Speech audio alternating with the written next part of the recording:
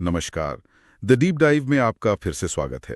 ये हमारी भारत के इतिहास श्रृंखला का 56वां सत्र है और आज हम एक ऐसे शासक पर बात करने वाले हैं जिनका नाम अक्सर गुप्त साम्राज्य के बाद और मध्यकालीन भारत की शुरुआत के बीच लिया जाता है। बिल्कुल। आज हम बात करेंगे सम्राट हर्षवर्धन और उनके वर्धन राजवंश की। इसे पुष्यभूति वंश भी कहते हैं। ये वो दौर था जब उत्तर भारत में थोड़ी राजनीतिक अस्थिरता सी थी और हर्ष ने एक बड़े इलाके को जोड़ने की कोशिश की।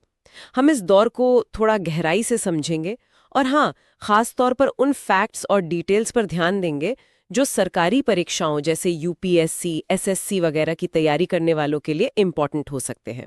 तो समझिए कि हम एनसीईआरटी और दूसरे भरोसेमंद सोर्सेज से जानकारी लेकर आए हैं ताकि मेन पॉइंट्स याद रहें। हाँ, मतलब गुप्तों के बाद जो एक खालीपन सा आ गया था उसको भरने वाले एक बड़े शासक। तो फिर ये वर्धन राजवंश की कहानी शुरू कहाँ से हुई? क्या ये हमेशा से ही पावरफुल थे? नहीं, शुरुआत तो काफी साधारण ही थी।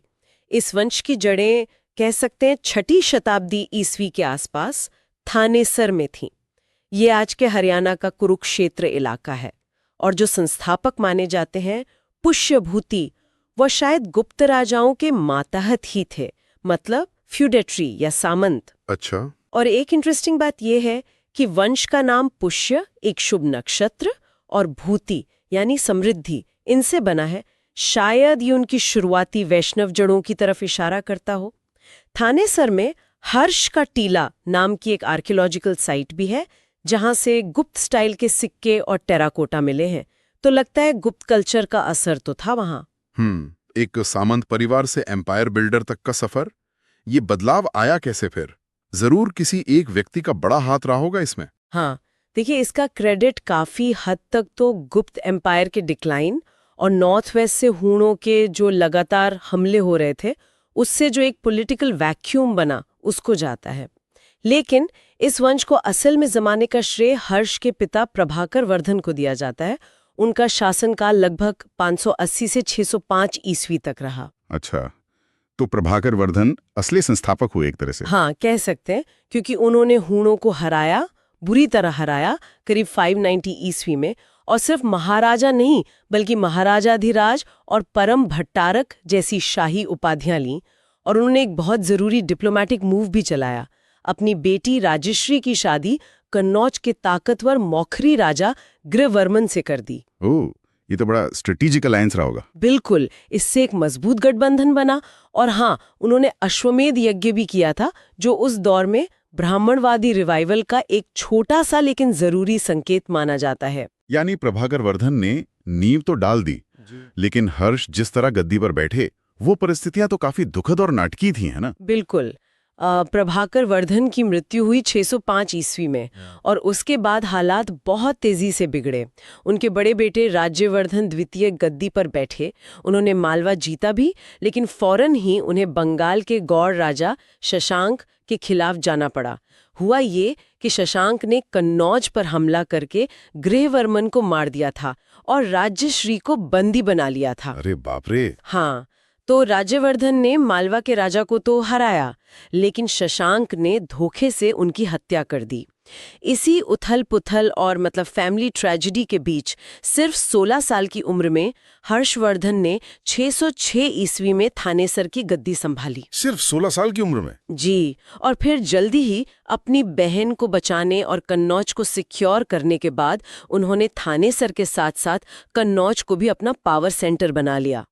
कन्नौज गंगा घाटी के बीच में स्ट्रेटेजिकली बहुत इंपॉर्टेंट जगह थी। 16 साल की उम्र, भाई की हत्या, बहन किडनैप और इतनी बड़ी जिम्मेदारी। जी, ये तो किसी कहानी जैसा लगता है।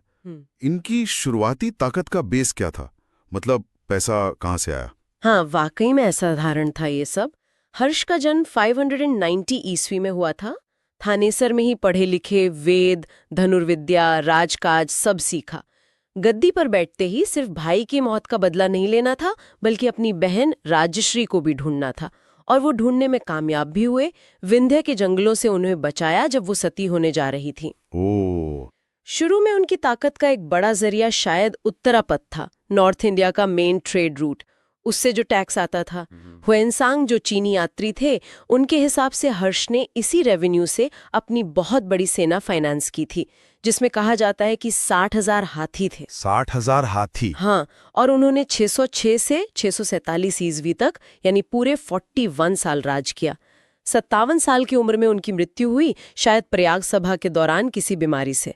और दुख की बात यह कि उनका कोई सीधा वारिस नहीं था। 41 साल काफी लंबा शासन रहा, तो जाहिर है इस दौरान सिर्फ लड़ाइयां ही नहीं लड़ी होंगी। उनके दौर की सबसे बड़ी उपलब्धियां क्या मानी जाती हैं, खासकर वो बातें जो एग्जाम के लिहाज से जरूरी हों? बिल्कुल, हर्ष का शासनकाल कई लिहाज से बहुत कामयाब रहा। पहला तो राजनीतिक एकीकरण। उनकी सबसे बड़ी उपलब्धि शायद यही थी कि उत्तर भारत के एक बहुत बड़े हिस्से को एक छत्र के नीचे ले आए। उनका साम्राज्य या कह लें प्रभाव क्षेत्र हिमालय से नर्मदा तक और पूर्व में कामरूप यानी आज के असम से लेकर पश्चिम में सिंध और वल्लभी गुजरात तक फैला था। काफी बड़ा इलाका था। हाँ, लेकिन ये ध्यान रखना है कि उन्होंने सारे राज्य सीधे अपने कब्जे में नहीं लिए। कई शासकों से, करीब 18 राज्यों के राजाओं से अपनी अधीनता मनवाई, जिसे कह सकते हैं suzerainty based on respect type की व्यवस्था थी।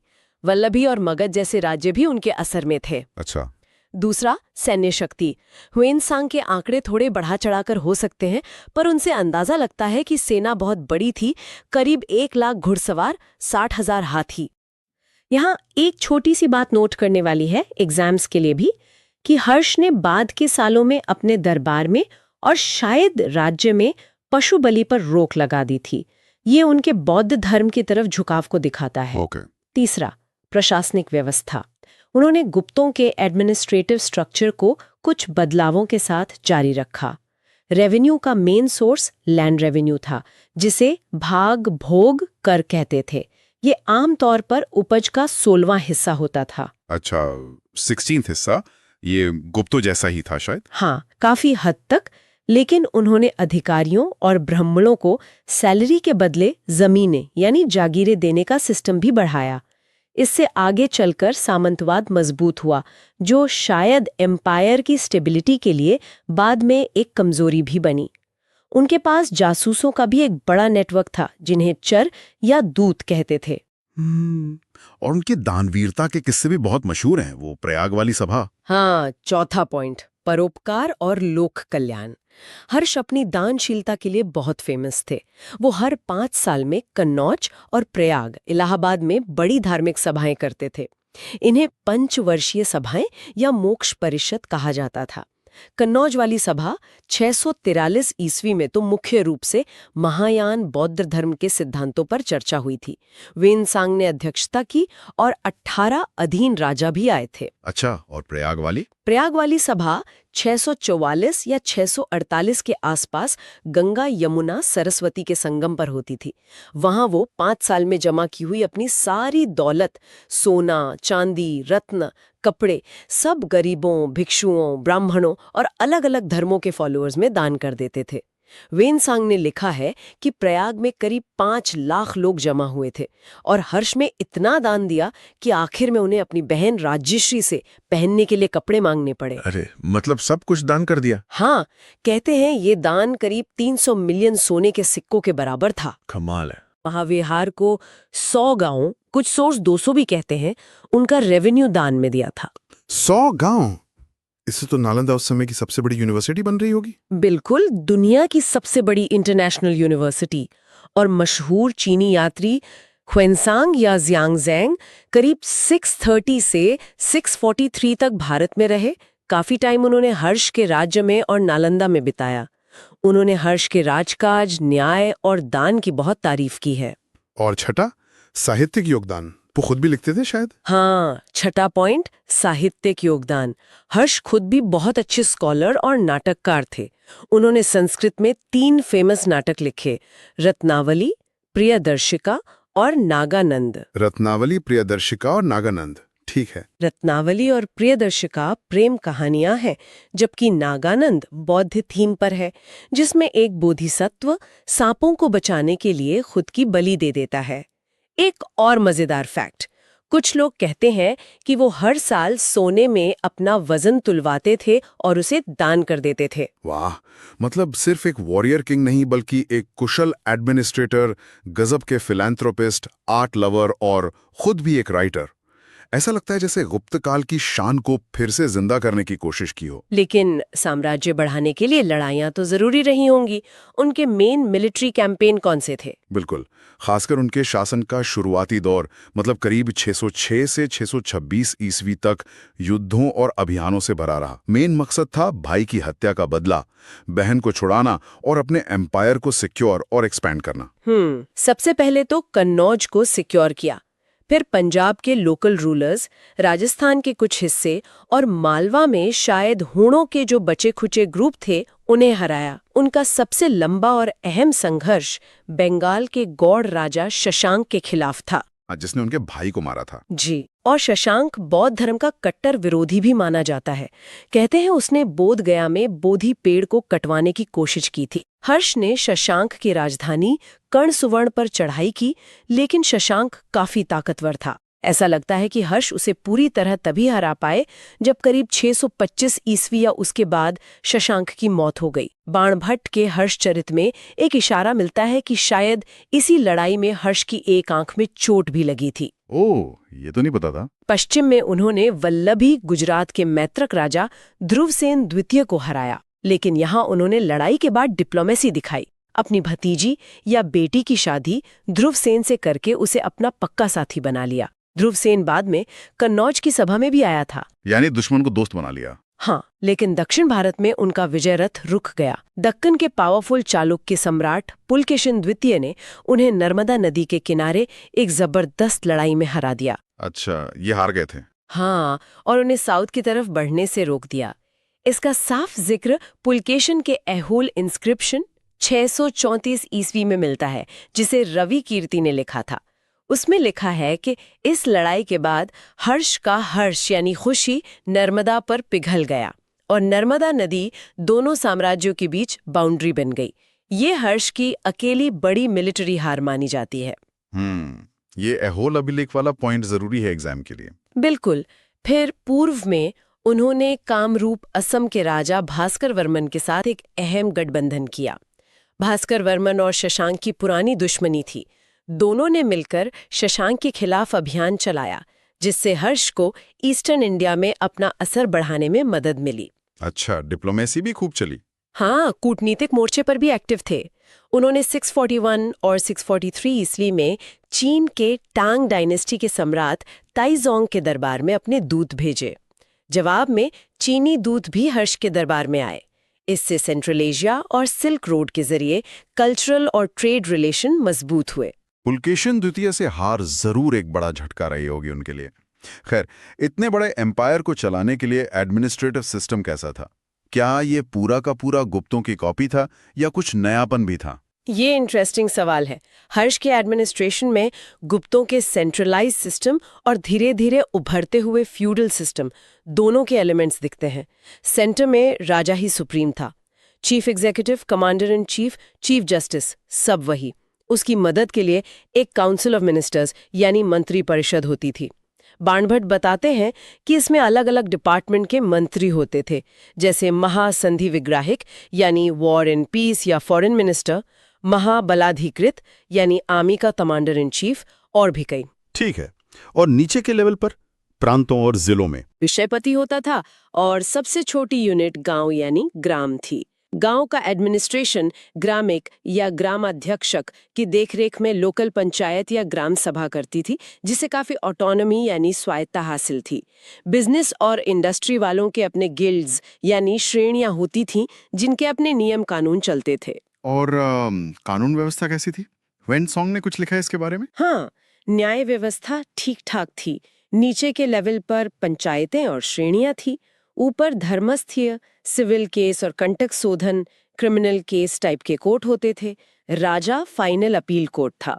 वेनसांग के मुताबिक कानून थोड़े सख्त थे और सजाएं भी गंभीर थीं, जैसे अंग काट देना या देश निकाला।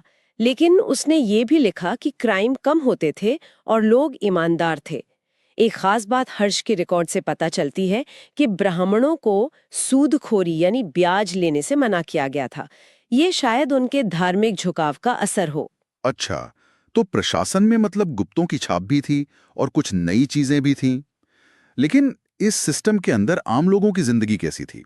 उस समय का समाज, अर्थव्यवस्था, ये सब कैसा था? क्वेनसांग और बाणघट के विवरणों से हमें उस टाइम के समाज और इकोनॉमी की काफी अच्छी तस्वीर मिलती है। समाज तो मेनली ट्रेडिशनल वर्ण व्यवस्था पर ही बेस्ड था। ब्राह्मणों का रुतबा सबसे ऊपर था, उन्हें पूजा पाठ, पढ़ाई और जमीनें मिलती थीं। क्षत्रिय राजा और सैनिक थे। वैश्य ज्यादातर व्यापार, खेती और पशुपालन करते थे। शूद्रों का काम बाकी 3 वर्णों की सेवा करना था, हालांकि वो कई तरह के क्राफ्ट्स में भी लगे थे। कास्ट सिस्टम और सख्त होता जा रहा था, कई सब कास्ट भी बन रही थी। महिलाओं की स्थिति कैसी थी? मिलीजुली कह सकते हैं। ऊंचे तबके की औरतों को पढ़ने लिखने की इजाजत थी। जैसे खुद हर्ष की बहन राजश्री एक स्कॉलर थीं, बौद्ध धर्म की जानकार। पर्दा प्रथा नहीं थी, लेकिन सती प्रथा थी। जैसे हर्ष की माँ रशुमती ने आत्मदाह किया था, पर यह शायद सिर्फ ऊंची क्लास तक ही सीमित थी। और शहर कैसे थे? कन्नौज का जिक्र तो आपने किया। तौर पर डिस्क्राइब किया है। सैकड़ों मठ और मंदिर, ऊंची इमारतें, सुंदर बाग बगीचे, झीलें। उसने उसे 100 दरवाजों वाला लौकिक शहर कहा है। थानेसर, प्रयाग, मथुरा, वाराणसी ये भी इम्पोर्टेंट शहर थे। और अर्थव्यवस्था खेती पर ही आधारित थी या व्यापार भी होता था? बेस तो अर्थव्यवस्था का एग्रीकल्चर ही था। सिंचाई के लिए तालाब, कुएं, नहरें यूज होती थी। जमीन उपजाऊ थी, चावल, गेहूं, जौ, फल वगैरह उगाए जाते थे। लेकिन ट्रेड एंड कॉमर्स भी काफी डेवलप था। उत्तरापथ रोड जमीनी व्यापार के लिए बहुत जरूरी थी, जो तक्षशिला से लेकर बंगाल के ताम्रलिप्ति पोर्ट तक जाती थी। ताम्रलिप्ति ये समुद्री व्यापार का सेंटर रहा होगा। बिल्कुल, ताम्रलिप्ति सी ट्रेड का बड़ा हब था। यहाँ से जहाज साउथ ईस्ट एशिया और चीन तक जाते थे। इंडिया से मेनली मसाले, कीमती पत्थर, मोती, खुशबूदार चीजें और बढ़िया कॉटन कपड़ा एक्सपोर्ट होता था। चीन से रेशम और सेंट्रल एशिया से घोड़े इंपोर्ट होते थे। पैसे के तौर पर क्या चलता था? सिक्के वगैरह? सोने के सिक्के, दिनार और चांदी के सिक्के, रूपक चलते थे। हालांकि कुछ हिस्टोरियंस मानते हैं कि हर्ष के टाइम में गुप्तों के मुकाबले सोने के सिक्कों की प्योरिटी और संख्या थोड़ी कम हो गई थी। शायद ये इकोनॉमी में हल्की सी गिरावट का इशारा हो। ट्रेड गिल्ड्स यानी श्रेणियां बहुत ऑर्गेनाइज्ड और पावरफुल थीं। उनके अपने रूल्स, बैंक्स और यहाँ तक कि अपनी सेनाएं भी होती थीं। वेनसांग ने प्रयाग सभा में हजारों व्यापारियों और अलग-अलग काम करने वालों को देखा था, जो इकोनॉमी के स्केल को दिखाता है। ये जानना दिलचस्प है कि उस टाइम की इकोनॉमी कितनी डाइवर्स थी। अब एक सवाल जो बार बार मन में आता है, हर्ष की धार्मिक नीति क्या थी? हमने सुना कि उनका परिवार शैव था, पर उनका झुकाव बौद्ध धर्म की ओर हो गया। क्या ये सही है? और क्या वो दूसरे धर्मों को बर्दाश्त करते थे? ये हर्ष के शासन का एक बहुत ही इंटरेस्टिंग पहलू है। हाँ, ये सच है कि हर्ष का परिवार शुरू में शैव था, मतलब भगवान शिव को मानता था। उनके पिता प्रभाकर वर्धन सूर्य के भी भक्त थे। हर्ष के शुरुआती रिकॉर्ड्स में भी उन्हें परम माहेश्वर यानी शिव का परम भक्त कहा गया है। अच्छा। लेकिन शासन के बाद के सालों में, करीब 620 ईस्वी के बाद, उनका झुकाव साफ तौर पर महायान बौद्ध धर्म की तरफ हो गया। इसके कई कारण हो सकते हैं। उनकी बहन राजश्री का बौद्ध धर्म में गहरा यकीन, चीनी यात्री हुएनसांग का असर और नालंदा के बौद्ध स्कॉलर्स का साथ। उन्होंने बोधिसत्व के आइडियल्स को अपनाया और बौद्ध धर्म के प्रचार के लिए काफी काम किया, जैसे कन्नौज सभा बुलवाई, नालंदा को दान दिया। लेकिन क्या उन्होंने बाकी धर्मों को दबाया? नहीं, बिल्कुल नहीं। सबसे जरूरी बात यही है कि बौद्ध धर्म अपनाने के बाद भी वो दूसरे धर्मों के प्रति बहुत ज्यादा सहिष्णु और उदार बने रहे। उन्होंने कभी बौद्ध धर्म को स्टेट रिलीजन नहीं बनाया। वो हिंदू देवी देवताओं, शिव और सूर्य की पूजा भी करते रहे। उनके रिकॉर्ड्स में ब्राह्मणों और हिंदू मंदिरों को दिए गए दानों का भी जिक्र है। उन्होंने जैन धर्म और शायद आजीवक जैसे दूसरे सेक्स को भी संरक्षण दिया। और जैसा हमने पहले बात की, उन्होंने पशु बलि पर रोक लगाई और अपनी सभाओं में सभी धर्मों के स्कॉलर्स को बुलाकर उनके बीच हेल्दी डिबेट और डायलॉग को बढ़ावा दिया। ये रिलीजियस टॉलरेंस हर्ष के राज की एक बहुत बड़ी खूबी थी। एक कहानी के मुताबिक उन्होंने अकेले कन्नौज में 6 बौद्ध मठ और 30 हिंदू मंदिर बनवाए थे। ये धार्मिक सहिष्णुता वाकई काबिले तारीफ है, खासकर उस दौर में। चलिए अब जरा साहित्य और संस्कृति की बात करते हैं। हर्ष के दरबार को लिटरेचर का सेंटर क्यों माना जाता है? क्या सिर्फ इसलिए कि वो खुद नाटक लिखते थे? नहीं, सिर्फ इसलिए नहीं।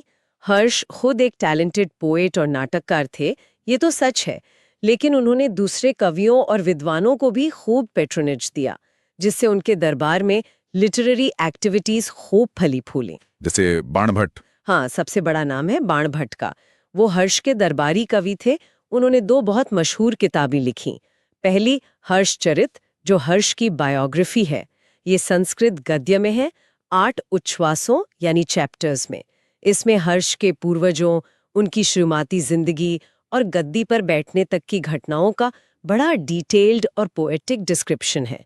इसे किसी इंडियन एम्परर की पहली अवेलेबल हिस्टोरिकल बायोग्राफी माना जाता है। हालांकि इसमें फैक्ट्स के साथ थोड़ी काव्यात्मक कल्पना भी है। और दूसरी किताब? बाणभट्ट की दूसरी फेमस रचना है कादम्बरी, जिसे दुनिया के सबसे शुरुआती नॉवेल्स में गिना जाता है। ये एक कॉम्प्लेक्स लव स्टोरी है। इसे वो पूरा नहीं कर पाए थे, बाद में उनके बेटे भूषण भट्ट ने पूरा किया। अच्छा, और हर्ष के खुद के नाटक? हाँ, स्वयं हर्ष के 3 नाटक रत्नावली, प्रियदर्शिका और नागानंद संस्कृत ड्रामा लिटरेचर के अनमोल रत्न है। ये न सिर्फ उनकी लिटरेरी टैलेंट दिखाते हैं, बल्कि नागानंद से उनके बौद्ध विचारों की तरफ झुकाव का भी पता चलता है। इनके अलावा और कौन थे? इनके अलावा मयूर नाम के एक कवि भी हर्ष के दरबार से जुड़े माने जाते हैं, जिन्होंने सूर्य शतक लिखा। सूर्य भगवान की तारीफ में 100 श्लोक। कुछ कहानियों में बाणभट्ट और मयूर के बीच पोएटिक कंपटीशन का भी जिक्र आता है। एक और गद्य लेखक थे सुबंधु, जिन्होंने वासव दत्ता नाम का फेमस गद्य रोमांस लिखा। कुछ स्कॉलर्स उन्हें हर्ष से थोड़ा पहले का मानते हैं, पर उनका काम हर्ष के टाइम में पॉपुलर जरूर था। और नालंदा यूनिवर्सिटी का तो जिक्र हो ही गया। बिल्कुल, नालंदा यूनिवर्सिटी उस समय ज्ञान का ग्लोबल सेंटर थी। ह्वेनसैंग के मुताबिक वहाँ ग्रामर, लॉजिक, मेडिसिन, फिलॉसफी और बौद्ध धर्म की अलग-अलग ब्रांच पढ़ाई जाती थी।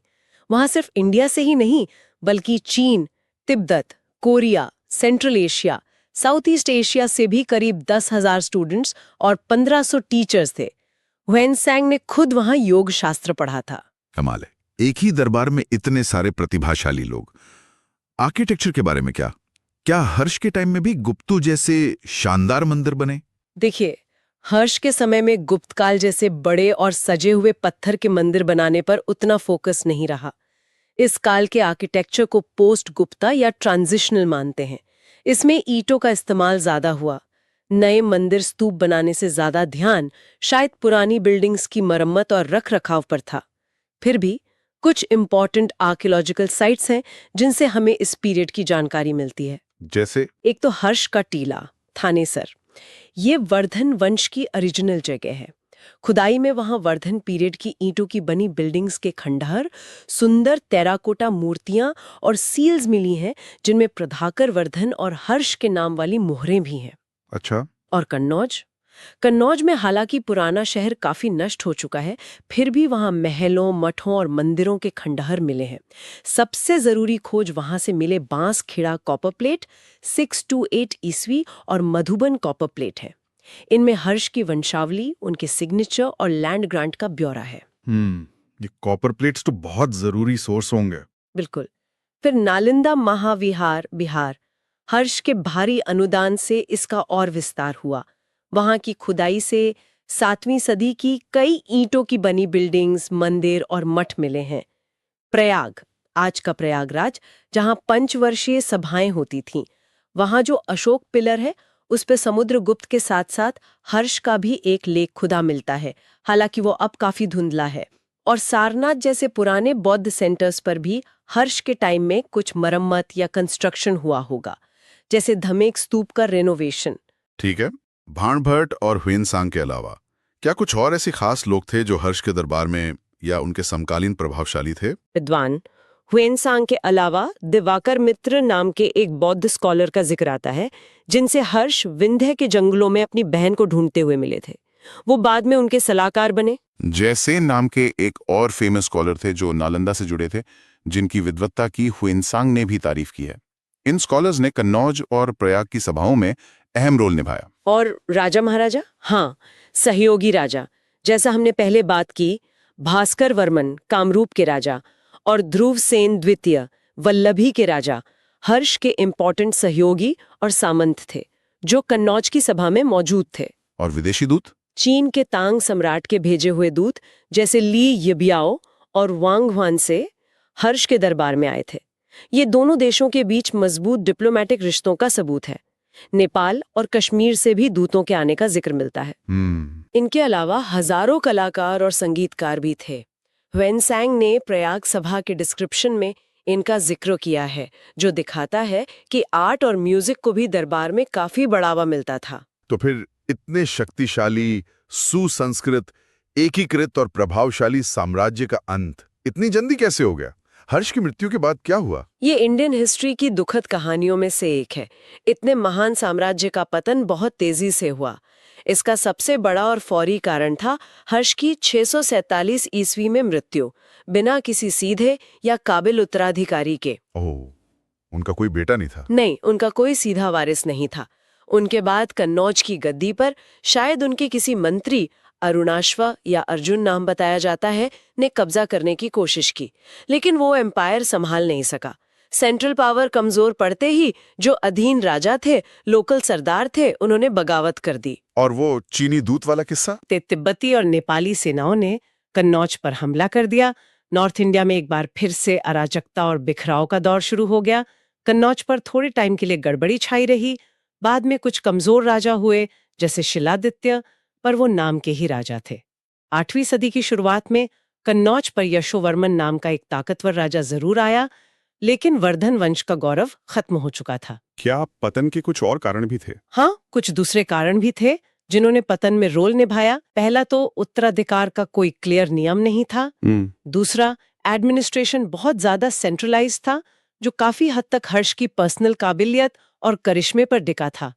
उनके जाने के बाद कोई उतना केपेबल लीडर नहीं आया। तीसरा, फ्यूडल टेंडेंसीज यानी सामंतवादी प्रवृत्तियां बढ़ रही थीं, जिससे सेंट्रल अथॉरिटी कमजोर हुई। और चौथा, बड़े पैमाने पर जो दान दिए गए, खासकर प्रयाग सभाओं में सब कुछ लुटा देना, उससे शायद शाही खजाने पर भी दबाव पड़ा हो। धीरे धीरे वर्धन साम्राज्य पूरी तरह बिखर गया और नॉर्थ इंडिया फिर से कई छोटे छोटे राज्यों में बंट गया।